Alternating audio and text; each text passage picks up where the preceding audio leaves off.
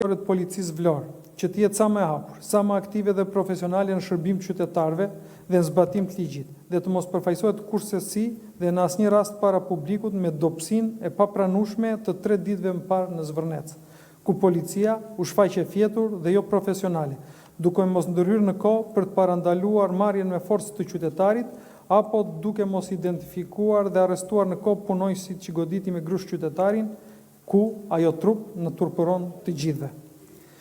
Prandaj, si që jeni ndjeni, kam urdhëruar që prej mbasdites së datës 30 maj të ngrihet një grup i posaçëm hetimor, i cili do të hetojë të gjitha veprimet e kryera gjatë protestës, si dhe kam urdhëruar drejtorinë e standardeve profesionale në policinë e shtetit, e cila ka nisur menjëherë një hetim të plotë dhe thelluar disiplinor për të gjithë zinxhirin komandues